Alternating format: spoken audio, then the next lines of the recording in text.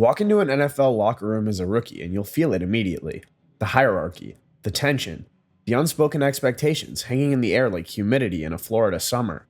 You don't know where to sit. You don't know who to talk to. You don't even know if you're allowed to touch the TV remote. Because NFL locker rooms aren't just places where players get dressed. They're ecosystems, social structures with invisible rules that govern everything from shower order to who gets to control the music. Break one of these rules and you'll know it fast. Maybe not through words, but through looks, through silence, through being frozen out. Today, we're breaking down the unwritten rules of NFL locker rooms, the codes that veterans enforce, the tests rookies face, the financial divides that no one talks about, and the leadership dynamics that exist throughout the roster. Let's get into it. The moment a new player steps into an NFL locker room, the vibe check begins, and it's instant. Take Marvin Harrison Jr. when he walked into the Arizona Cardinals facility in 2024. High draft pick, big name, son of a Hall of Famer. None of that matters the second he crosses that threshold. He's at the bottom of the food chain and he knows it. The first thing rookies learn is observation. Watch the veterans, see where they sit, notice who they talk to, pay attention to who commands the room without saying a word. Someone like Chris Jones doesn't need to announce his presence. His quiet authority is enough. He's been to 3 Super Bowls, he's a leader on defense, and when he speaks, everyone listens. New players instinctively know where to sit, and more importantly, where not to sit.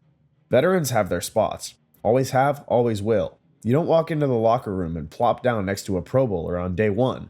You find the empty corner, the quiet space. You make yourself small until you earn the right to be seen. But the hierarchy goes deeper than seating arrangements. It's in the little things. The unspoken power plays. Veterans often control the entertainment choices, music selection, TV channel. It's not written down anywhere, but rookies quickly learn that certain players have earned the right to decide what plays in the background. Change it without permission and you'll get a look, maybe a comment, maybe just silence, but you'll know you crossed a line. Veterans control the prime spots near recovery equipment. They get first access to ice baths. They get the massage tables when they need them. Rookies wait, that's the deal. And then there's the locker room lawyers. Every team has one. The enforcer of the unwritten code, the guy who keeps everyone in line without needing a whistle or a clipboard. Bobby Wagner is a perfect example. Grizzled veteran, respected leader. If a young player leaves his cleats in the middle of the floor, Wagner's calling it out. Not in a mean way, but in a you need to know better way. He's teaching. He's setting the standard. He's making sure the next generation understands that respect isn't given, it's earned. The locker room lawyer doesn't need a title. He doesn't need a captain's patch. He just needs the respect of his peers. And once he has it, he becomes the guardian of team culture. The guy who makes sure nobody gets too comfortable. The guy who reminds everyone that this is a business and you better act like it. Being a rookie in the NFL is like being hazed without anyone calling it hazing. It's subtle, it's relentless, and it's designed to test your loyalty, your humility, and your willingness to buy into the team. Carrying pads? That's just the beginning. That's the easy stuff. The real tests come in the form of expectations no one tells you about until you've already broken them. Take the Seattle Seahawks and their infamous rookie show. New players are expected to perform skits in front of the entire team, sing songs, dance, make fools of themselves. It's not optional. You do it. And if you don't, you're marked as someone who doesn't want to be part of the culture. Or how about being responsible for bringing snacks on road trips? Veterans don't ask nicely. They expect it. And if you forget, you're going to hear about it publicly. These aren't just dumb traditions. They're tests. Tests of whether you're willing to put the team above your ego. Tests of whether you can handle embarrassment and still show up the next day. Tests of whether you're really built for this. But earning trust goes beyond performing in skits or carrying bags. It's about consistency, diligence, showing up when nobody's watching. Bijan Robinson is the perfect example. His work ethic has been described as unparalleled. He's known for his dedication and preparation. That kind of consistency earns respect. Veterans notice that. They respect that. Because anyone can make a flashy play in a game, but not everyone has the discipline to grind when the cameras are off. That's how you earn trust. Quiet consistency, day after day, week after week, until one day a veteran pulls you aside and gives you a tip on reading defenses, or offers advice on dealing with the mental side of the game. That's when you know you've made it, when veterans start investing in you because they believe you are worth it. And then there's the don't touch that rule, the sanctity of a veteran's locker space and belongings. A veteran's game day rituals are sacred. The specific brand of protein powder they use, the chair they sit in before the game. These things matter. This isn't about being petty. It's about boundaries. It's about understanding that in a locker room full of alpha personalities where everyone needs their own space, their own rituals, their own sense of control, and if you respect that, you'll be respected in return. Break that rule though, touch something that isn't yours, move someone's stuff without asking, you'll get iced out. Not yelled at, not confronted, just quietly frozen out of conversations, excluded from dinners, made to feel like you're not part of the family. That's the rookie gauntlet. It's brutal, it's exhausting, and it never really ends. Because even when you're not a rookie anymore, there's always someone younger coming in behind you, and now it's your job to enforce the code. NFL locker rooms are full of millionaires, but not everyone's sitting on the same pile of cash, and that divide creates an invisible wall that nobody talks about, but everyone feels. On one side, you've got the mega contract players, guys like Joe Burrow pulling in $55 million a year. On the other side, you've got practice squad players making $13,000 a week. They're teammates, they're in the same meetings, they wear the same uniform, but the financial gap between them is astronomical. And it affects everything. Imagine being a practice squad guy trying to have a conversation with a player who just signed a $275 million deal. You want to be cool, you want to fit in, but in the back of your mind, you're thinking about rent, about whether you can afford to eat out with the team, about whether this job is even going to last another week. Meanwhile, the star quarterback isn't thinking about any of that. He's thinking about what car to buy next, what endorsement deal to sign, what charity to start. It's not that the rich guys are bad people, it's that they live in a different world, and sometimes that world doesn't overlap with the guy making league minimum. This divide shows up in subtle ways. Veteran players organize a team dinner at a high-end steakhouse. Everybody's invited, but for the young guys on minimum salary, that dinner might cost half their weekly paycheck. Do they go and struggle financially, or do they skip it and risk being seen as antisocial? The rookie dinner tradition is real. These bills can range anywhere from $10,000 to $55,000. Veterans sometimes order expensive items knowing the rookies are paying. It's part of the game, part of the test. But for a practice squad player watching thousands of dollars disappear, it's a harsh reminder of where they stand in the pecking order. Then there's the sponsorship and endorsement game, the subtle flexes. New luxury cars started showing up in the parking lot. A veteran rolls in with a custom Rolls Royce. Another guy's wearing a watch that costs more than a rookie's signing bonus. Nobody says anything, but everybody notices. Trevor Lawrence has endorsement deals with Gatorade, Adidas, and Fanatics. He's making millions off the field on top of his contract. That's generational wealth. And while he's not rubbing it in anyone's face, the gap is obvious. Some veterans share those opportunities. They connect younger players with sponsors. They bring them into business deals. They use their platform to lift others up. That's leadership. But others hoard it. They keep the connections to themselves. They flex without sharing, and that creates resentment. And then there's the unspoken expectations around financial assistance.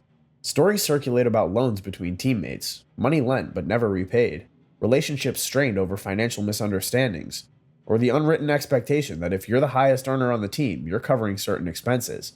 Not because you're required to, but because that's what's expected. And if you don't, word spreads, you're labeled as cheap, as someone who doesn't take care of his guys.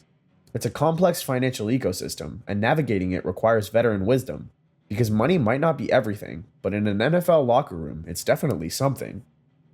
Leadership in an NFL locker room doesn't look the same on every team, or even on the same team. Some players lead through presence, through effort, through knowing when to speak and when to stay silent. Take Saquon Barkley. His leadership has been recognized by teammates and coaches throughout his career.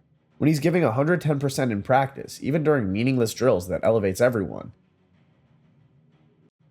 Guys see him sprinting through a walkthrough and they think, if he's going that hard, I better match it. That's leadership. Quiet, consistent, undeniable.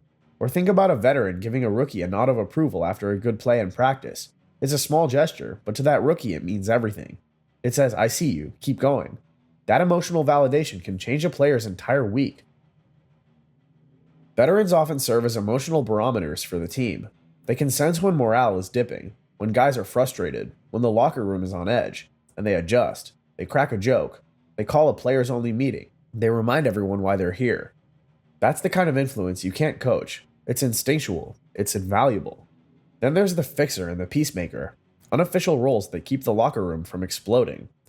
Fred Warner is a perfect example. Respected veteran, smart player, defensive captain. If two guys get into a heated argument during practice, Warner's stepping in. Not to take sides, but to de-escalate. To remind both players that the enemy is on the other sideline, not in the same locker room.